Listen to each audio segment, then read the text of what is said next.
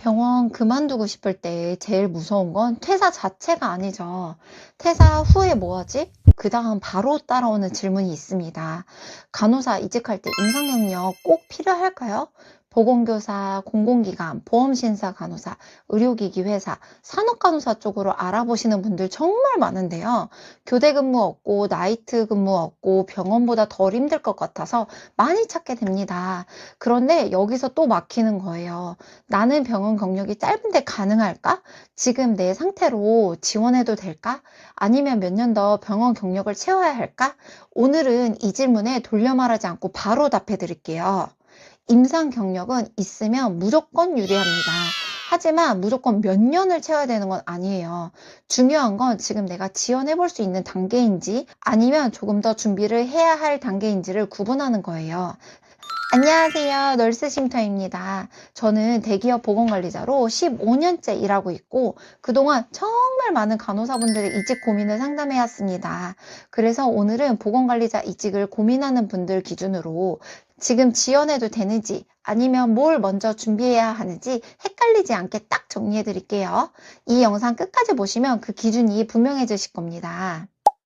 간호사분들이 병원을 떠나고 싶을 때 퇴사 고민하는 이유는 늘 비슷해요. 병원이 힘든 건 아는데 막상 나오려고 하면 병원 말고 뭐 하지? 여기서 멈추게 되는 거죠. 하지만 간호사 면허로 갈 수 있는 길은 많죠.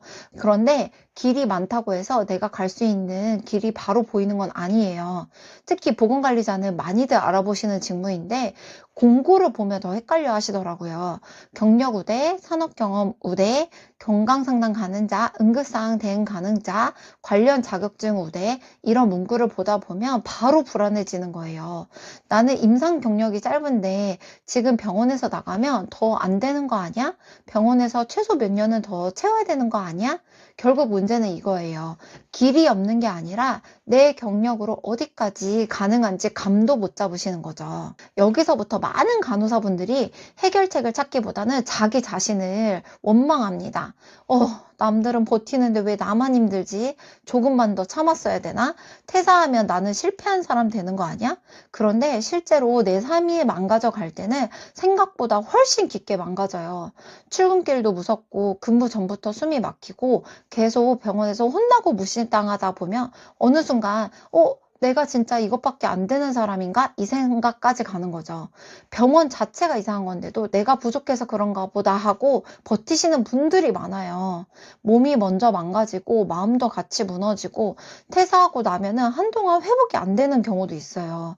특히 30대에 입사했거나 늦게 간호사가 된 분들은 여기에 나이 불안까지 붙어요.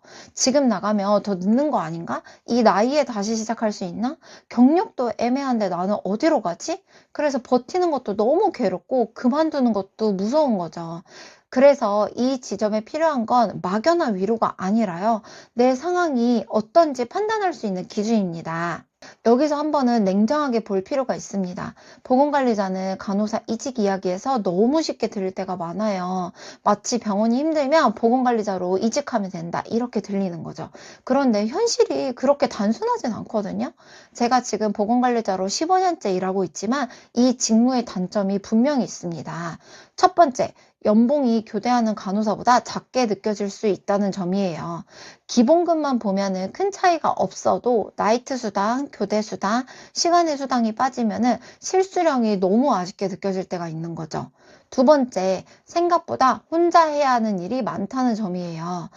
상담, 검진 결과 설명, 응급상황 대응, 서류 정리, 보고서 정리, 현장 체크, 다른 부서와 업무 협의까지 혼자서 판단하고 계약해서 이끌어갈 때가 정말 많습니다. 세 번째, 채용 자리가 상대적으로 적다는 점이에요. 한 회사에 많아야 한두 명이고 정규직 자리는 더 적고 처음에는 계약직이나 파견으로 시작하는 경우가 있어요. 그러니까 보건관리자도 병원보다 무조건 편한 게 아니에요. 교대는 없지만 연봉이 너무 아쉽게 느껴질 수 있고 혼자 책임져야 할 일도 많고 들어가는 자리도 생각보다 적은 편이에요. 그래서 이걸 모르고 준비하면 병원만 아니면 다 괜찮을 줄 알았는데 중간에 준비하다가 여기도 쉽지 않네 하고 포기하는 분들이 있습니다. 그래서 제일 여기서 중요한 기준을 어렵지 않게 세 가지만 말씀드려 볼게요. 첫 번째, 자격증보다는 채용 공고를 먼저 보세요. 많은 분들이 불안하니까 자격증부터 따려고 합니다. 그런데 순서가 반대예요. 먼저 채용 공고부터 보셔야 돼요. 회사가 어떤 사람을 원하는지, 병원 경력은 최소 몇 년을 보는지, 신입 간호사가 가능한지, 정규직인지 계약직인지 이걸 먼저 봐야 내가 지금 바로 채용 준비를 해도 되는지 아니면 바로 준비를 할 수 있는 기간이 길어지는지. 그래서 자격증은 공고부터 보고 난 다음에 준비하는 게 맞습니다. 두 번째, 내 경력은 몇 년보다 이력서에 어떻게 쓰냐가 더 중요합니다. 간호사분들이 제일 많이 막히는 부분이 이거예요. 병동에서 3년 근무했는데 그래서 뭘 써야 되죠? 그런데 병동 3년 근무 이렇게 쓰면 임팩트가 없어요. 회사에서는 사실 몇 년 있었는지 보다요. 들어오면 어떤 일을 맡길 수 있는 사람인지를 보는 거거든요.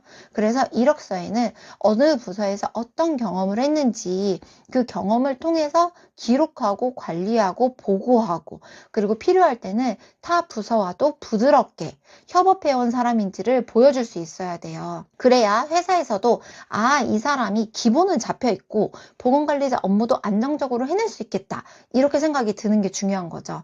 그래서 이력서는 내가 얼마나 경력을 가지고 병원에서 버텼는지 한 줄 쓰는 문서가 아니라요. 내가 보건관리자 일로 자연스럽게 이어질 수 있는 사람이라는 걸 보여줘야 됩니다. 세 번째, 지금 내가 지원할 단계인지 더 준비해야 할 단계인지 구분하세요. 이게 제일 중요한데요. 채용 공고를 봤을 때, 이거는 내가 지원할 수 있는 자리가 보이고, 이거는 내 경력으로 이력서로 써낼 수 있고, 보건관리자가 무슨 일을 하는지 감이 잡힌다면 그건 지원해 볼 수 있는 단계죠. 하지만 반대로 채용 공고를 봐도 낯설고, 단어 자체도 생소하고, 내 경력을 어떻게 써야 될지 모르겠고, 보건관리자 직무 자체도 아예 모르신다면 그건 조금 더 준비할 단계인 거죠. 근데 중요한 건 나는 아직 안 돼가 아니라 지금 넣어볼지 더 준비를 해야 될지 결정하는 거예요. 자, 그럼 어떻게 해야 되냐고요? 제가 해결책 5가지 알려드리겠습니다. 첫 번째, 병원이 너무 힘들다면 무작정 버티는 건 전략이라고 생각하지 마세요. 임상 경력이 분명한 자산은 맞거든요. 그건 정말 맞습니다. 하지만 몸과 마음이 망가지고 있는데 그걸 붙잡고 매달리고 있는 게 늘 정답은 아니더라고요. 두 번째, 준비 없이 바로 나오지도 마세요.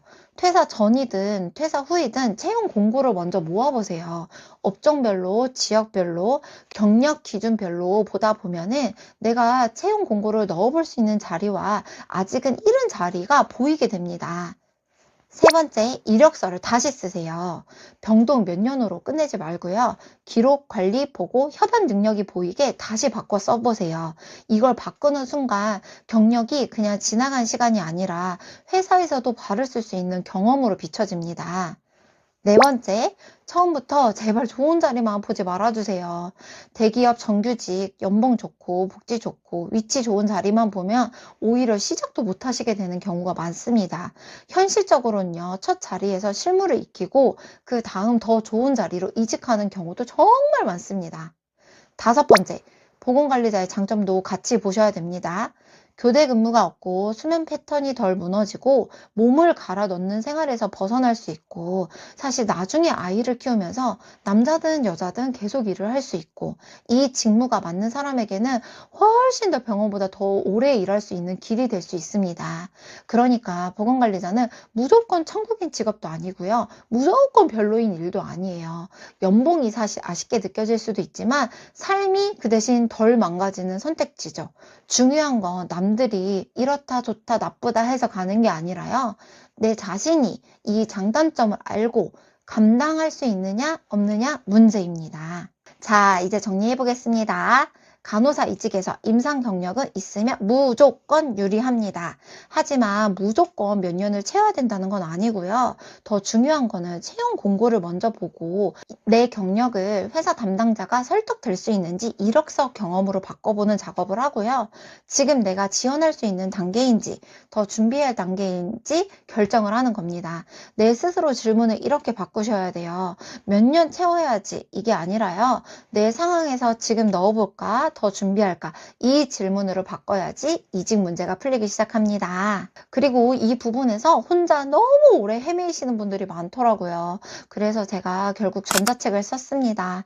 막연하게 병원 그만둘까만 반복하는 분들, 보건관리자가 나한테 맞을지 안 맞을지 헷갈리는 분들, 임상 경력이 짧아서 어디서부터 준비해야 될지 모르겠다는 분들, 이런 분들에게 진짜 도움이 되려고 제가 하나씩 하나씩 정말 오랫동안 정리해서 만든 전자책입니다. 전자책에서는 보건관리자 채용 공고를 어떻게 봐야 되는지, 임상 경력이 짧을 때 뭘 어떻게 준비하면 되는지, 이력서를 어떻게 바꿔야 써야 하는지, 지금 내가 지원할 단계인지 더 준비할 단계인지, 이런 내용을 복잡하지 않게 정리해 두었습니다. 고정 댓글에 링크 남겨둘게요. 혼자 계속 검색만 하고 있다면 시간만 낭비할 수 있습니다. 그 전에 시행착오를 줄일 수 있는 선택을 한번 해보세요. 감사합니다. 다음 영상에서도 만나요.